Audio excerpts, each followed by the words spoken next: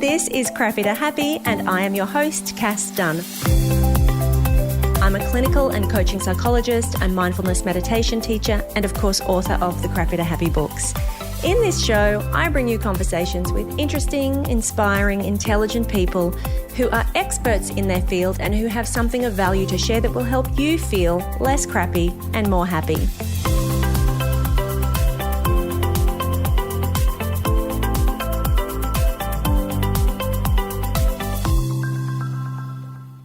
Hello and welcome to another solo episode of Crappy to Happy. Thank you so much for being here. This week I had an email from somebody who I have worked with in the past, and she just happened to mention in this email that she has heard me refer to the crossover between Buddhism and psychology, or that I have sometimes mentioned that the Buddhist approach or a Buddhist philosophy kind of informs my approach to psychology and mental health and coaching and all sorts of things. And she asked me if I would be interested to explain that a little bit more because it's something that she's interested in. And it occurred to me that actually I have never really talked about that in much detail. So if that is something that is of interest to you, then I would just briefly outline today what some of the aspects are of Buddhism and Buddhist philosophy that I feel are really relevant and practical and useful as applied to improving your mental health and happiness and your well-being and your experience of life generally. So I'm not Buddhist, but I obviously have been practicing mindfulness and meditation for a very long time, and mindfulness is a big part of Buddhist practice. And I guess also through that process of learning and practicing mindfulness meditation and also some of my psychology studies, I came to look at Buddhism a little bit more deeply and to study it and understand the relevance of it to psychology a bit more. And it's interesting that some of my clients who I have seen over the years, even in my clinical practice, when I have introduced them to mindfulness and meditation and some of these ideas around acceptance and non-attachment, which are fundamental to Buddhist philosophy and teachings, they have actually themselves gone off and gone down a path of really exploring Buddhism a lot more deeply because it resonated so strongly with them and they found it so helpful. So as I say, I'm not Buddhist, but I find it aspects of the philosophy really useful and relevant. So let's just start from the very beginning.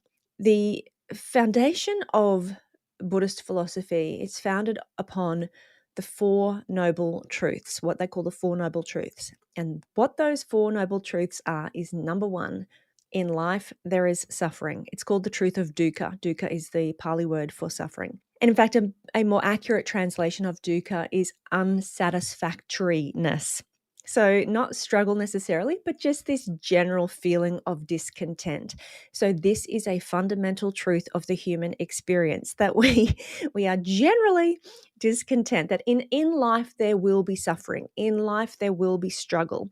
It is the truth of the fact that to try to avoid that is futile. We are all going to experience suffering and struggle. So I think that that's kind of just useful from the get-go. Just having an expectation that in life we are going to have some rough times. And so to expect to avoid that is unrealistic. And therefore, if we can have a more balanced approach and mindset and attitude about that when it does happen, that can in itself can be helpful. So the second noble truth is that the cause of suffering is attachment. Not like attachment theory in terms of relationships between people and mothers and children and intimate partners, etc., but attachment as in attachment to an outcome, attachment as in needing or wanting things to be a particular way. So first truth is that in life there is suffering. Second truth, the cause of suffering is our attachment, our expectation that things should go our way, that we want things to stay the same if we are very happy with how things are, or we get very attached to an idea that things should somehow be different if we're not happy with how things are. So just this idea of attaching our happiness or our contentment or our peace of mind to things needing to be a particular way. And it could be an attachment to a relationship. It could be an attachment to material possessions and wanting to have lots of nice things. But it's also just an attachment to other people's behavior or expectations or the way that we want to live our lives or the way we want other people to be or the way we want ourselves to be. getting too fixated on that needing things or people to be a particular way or not be a particular way is ultimately going to cause us suffering. And that is founded on another really fundamental idea in Buddhism, which is the idea of impermanence. Impermanence is essentially that everything is changing all the time. Nothing is ever going to stay the same. So people live and they die. Circumstances change. Jobs come and go. Relationships come and go. Our health comes and goes. So this idea of impermanence is pretty fundamental and really intricately tied to the idea of attachment.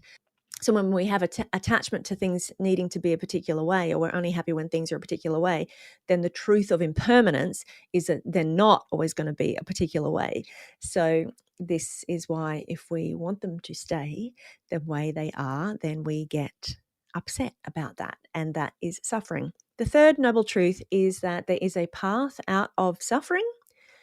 And the fourth noble truth is that the way out of suffering, the path out of suffering, is the Noble Eightfold Path, which is another kind of foundational teaching in Buddhist philosophy. I'm not going to go into the Noble Eightfold Path except to say that it is basically these 8 aspects of life and living, which, if done well, will lead to us having more peace of mind. And they are listed as, for example, right livelihood, so making your living from doing something that is ethical and, good, not ripping people off, scamming people.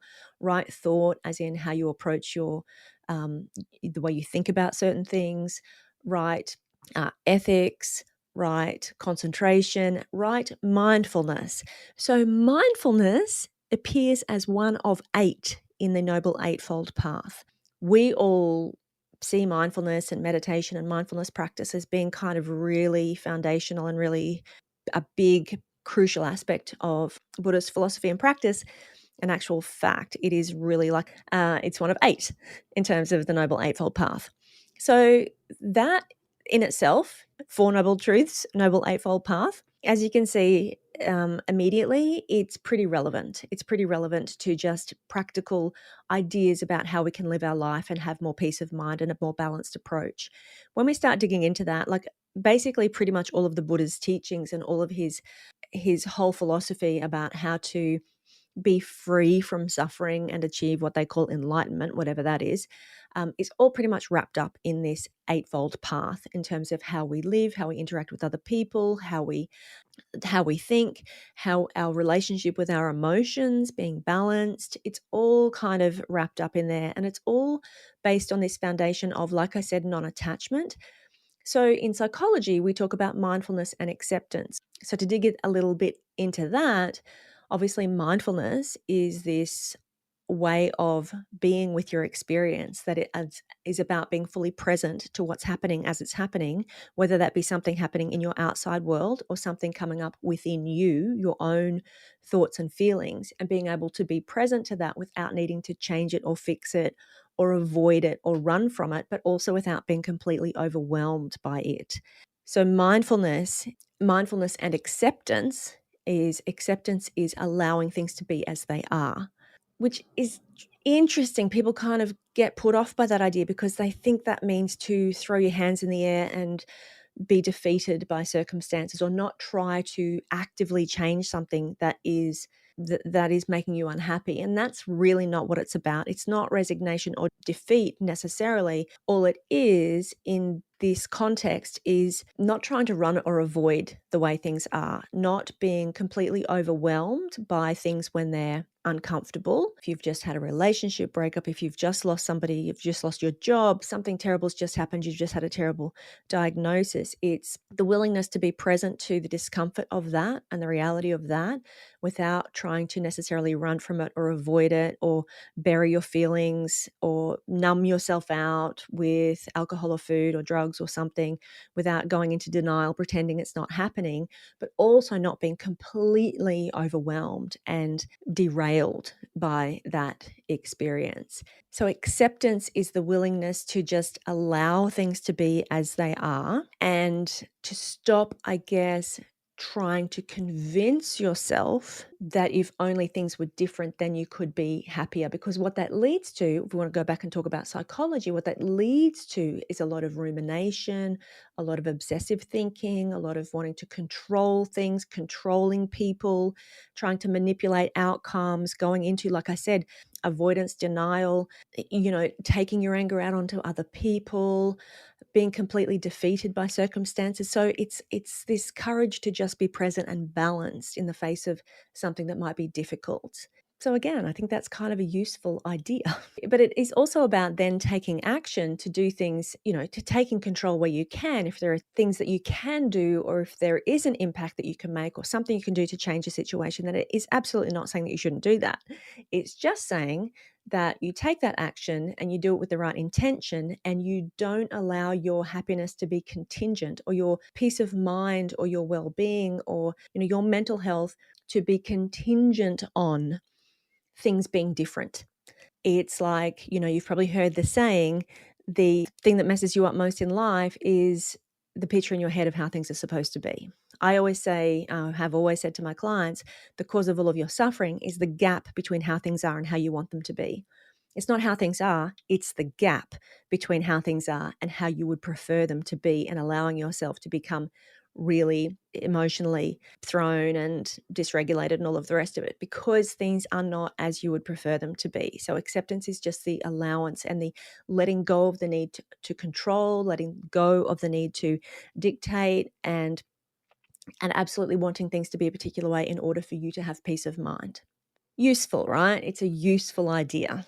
And I guess that's also, the term equanimity is one that's also fairly central to Buddhism and Buddhist philosophy. And equanimity is really just refers to this ability to maintain your composure, to be emotionally calm and balanced, to be kind of steady in the face of things that are difficult or painful or uncomfortable. So when life is throwing you curveballs, equanimity is this ability to kind of hold your mental composure, to retain some sense of balance.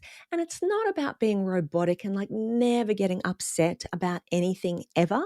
Of course, you're going to get upset about things in life. In life, there's suffering. I think it is about just being able to maintain that mindful awareness of being able to be present to your feelings, let yourself feel your feelings. Absolutely, you need to feel your feelings. Trying to bury them or pretend they don't exist is not the way out of suffering. But it is about being mindful of how much you allow them to dictate your behaviors, your actions, and about being mindful of not getting too caught up in the story and allowing yourself to become kind of obsessive and ruminating on how bad everything is. And again, if you go back to the non-attachment, then you can see that when you start to have less expectation or be less fixated in the idea that things need to be a particular way, then you're more able to have this equanimity, this balance when things aren't going the way that you would want them to go. You can kind of maintain that sense of composure because everything is temporary. This too shall pass. The thing is, we love that saying, this too shall pass, when things are really shit. Like when things aren't going well, oh, this too shall pass, like things will get good again.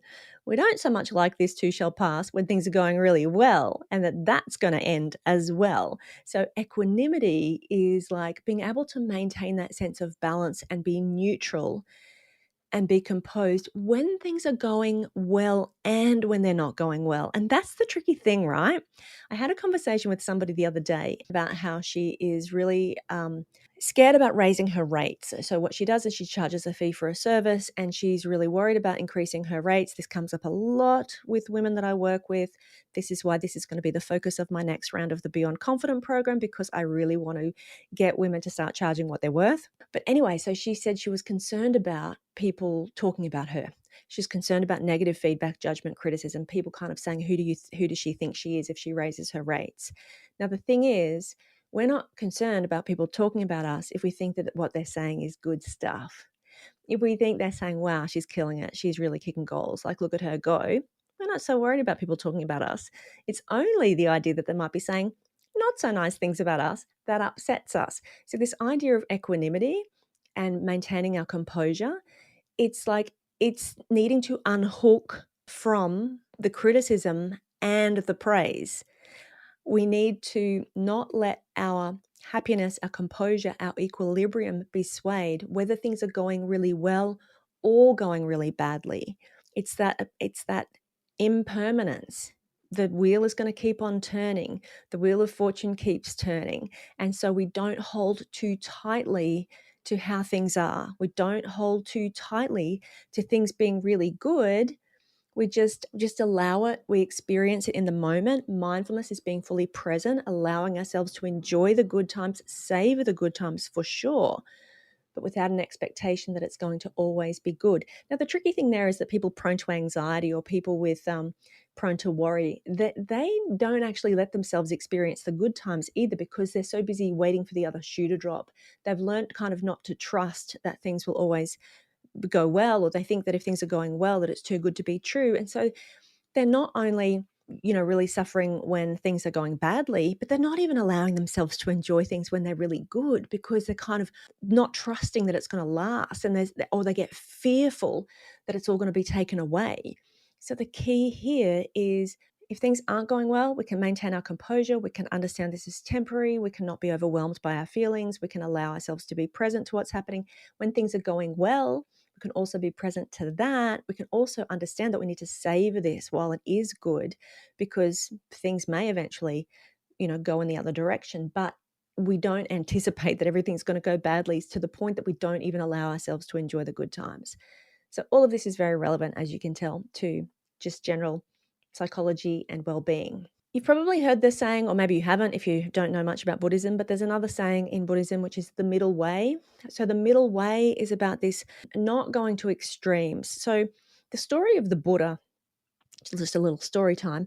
The story of the Buddha, if you don't know, is that he was a prince. He was born into great wealth, and his father kept him locked inside palace walls because his father never wanted him to witness the suffering that exists in the world. He lived inside this palace where he had all of his needs met. He lived this very opulent lifestyle, but he was dissatisfied. He wanted to know what was outside the palace walls. So he snuck out one day, and he got to adulthood, and he actually got married, and he had a baby. He's a true person, like he lived. He's not some like fake made up like mythological creature. So he went out one day, and he came across for the first time old age, sickness, illness, death. And he was really disturbed by this, but he also felt like he needed to go out and experience real life. Like he realized that he was not experiencing life, being confined to this palace where he was never had to experience any difficulty or hardship or discomfort in his life. So when he went out and left the palace, he joined a band of traveling like spiritual people, ascetics, and really forsook, he sacrificed everything. Like he went without food, he went without sleep, he lived a very, very meager lifestyle, and he realized that that also was not the way. He was sick and frail, and he realized that that also was not the way to achieve any kind of freedom or liberation or enlightenment. Therefore, there had to be a middle way. So it's this not being too extreme with the wealth and the privilege and the luxury, and also not going down the other extreme of deprivation and sacrifice and suffering. It is finding a balance in life. So this idea of the middle way is really helpful as well when we're thinking about how we live our life. It's the idea of moderation. It's the idea of compassion for other people, but also compassion for yourself. It's the idea of, again, like just being kind of balanced in terms of how you manage your emotions, finding that kind of middle path. I just really like the idea of the middle way in terms of, not going to extremes one way or the other, being able to kind of find this middle ground. It's also about finding a middle ground in terms of compromises with other people and different opinions, maintaining that kind of equanimity, that peace of mind, not having your own composure swayed by things outside of you, which might include other people and their bad behavior or their opinions that you don't agree with, being able to maintain some balance in the face of that as well. And Buddhist philosophy is kind of often represented by the image of a lotus flower. And if you know anything about the lotus flower, it is a beautiful flower that floats on the pond, and it grows out of the mud. And one of my favorite sayings also is no mud, no lotus. So the lotus flower represents the idea that we can actually achieve growth and beauty. We can achieve good things out of the depths of murkiness and darkness and confusion and difficulty. So just that philosophy, just that metaphor of we can grow and we can thrive out of difficult, uncomfortable, painful experiences. I think that's really a nice representation too of how the Buddhist philosophy also can apply to our experience of life, and how we can take lessons from that and use that idea to help us as we are navigating difficult experiences. I'm sure there is probably loads more than that. Like I said, I am not necessarily Buddhist and I'm not an expert in Buddhism, but I think that those are probably the core principles, the core ideas that really resonate with me personally, and that I think that are really useful and practical as we all kind of navigate our own life and try to find some sense of inner peace and freedom from suffering. When we live in these chaotic, confusing worlds and experiences where, things don't go to plan, we have upset and disappointment and rejection and pain and suffering and struggle. And so some of these ideas can be really helpful to help us to keep that peace of mind. And, it's not just ideas too, it takes practice, practicing mindfulness, sitting in meditation, really, really digging deep to cultivate that non-attachment is really useful, and can be difficult because we do get quite attached to liking things the way they are and wanting people to be a certain way, wanting ourselves to be a certain way. So letting go of attachment can be a really tough process, but a really useful one. I'd also just say too, in terms of psychology and psychological approaches and approaches to therapy, acceptance and commitment therapy is probably the one that is most aligned in terms of a psychological model or an approach that therapists will use in terms of treatment of people experiencing depression, anxiety, whatever. Then acceptance and commitment therapy, known as ACT, like I have said before, never call it ACT, they don't like that, it's ACT.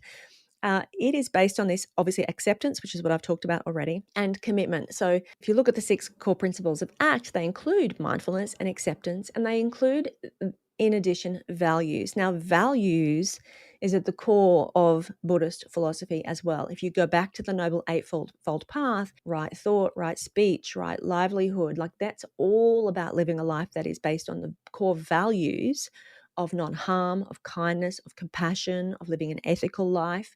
And so in ACT, what they do is they say, when you know what your values are, then you can take steps to live your life in a way that is aligned and committed to those values, and be willing to tolerate whatever discomfort comes up along the way. And how that kind of differs from previous approaches to therapy. Like, for example, even cognitive behavioral therapy. CBT was all about, if you're feeling depressed, have a look at how you're thinking and change your thoughts, and then you'll feel less depressed. Like change your thinking, change your mood, because there is an inextricable link between your thoughts and your feelings. Whereas ACT is more like, well, maybe the point is not to not experience suffering. Maybe the point is not about like getting rid of anxiety, getting rid of stress or sadness or any of those things. Maybe instead of treating those things like they're somehow bad or wrong, maybe instead of looking at difficult, painful emotions like there's something that need to be fixed, maybe instead we could consider them to be a core part of the human experience, and we could be more willing to tolerate those uncomfortable feelings, knowing that is in service of something that is meaningful to us, that matters to us. So if I'm living my life by my values, and that means I've got to have a really hard conversation with a person and be really honest with somebody, then rather than me trying to not feel uncomfortable, maybe I can just know that my values are about honesty, integrity, telling the truth, and therefore I am willing to tolerate the discomfort that comes with that because it's important to me. And so the idea is that living a rich, fulfilling, meaningful life is not about the avoidance of suffering. It's not about just feeling good all the time. It's about knowing what truly matters, having my own core sense of my own ethics and integrity, founded on, ideally, things like kindness and compassion and doing good and living a meaningful life and contributing in some positive way to the greater good. and therefore I can tolerate the discomfort that goes with that. So it's acceptance. It's acceptance of my own internal experience that I feel uncomfortable, but I don't need to run from that. I don't need to hide from that. I don't need to try to fix that or drown it out or avoid doing something because it makes me uncomfortable. I can be willing to tolerate that. That's acceptance, and that's mindfulness. And that is Buddhist psychology. So there you go. I hope that little lesson is helpful. There's loads of other stuff that you can read about that. But if you've ever been curious, or if you've ever wondered when I have referred to the overlap and the alignment between Buddhist philosophy and psychology, then that is it. Don't forget, if you enjoyed this episode, please do hit the plus button if you have not already so that you never miss an episode. Please share the show with your friends. We're always looking to grow the show and attract new listeners. So please do spread the word. Leave a rating and review on Apple Podcasts. That also helps. And send me in your questions if there's anything that you're wondering about that you think would be a useful topic for a solo episode. Head to my website, cassdunn.com. Come and give me a like on Instagram or TikTok, cassdunn_XO. And I can't wait to catch you on the next episode of Crappy to Happy.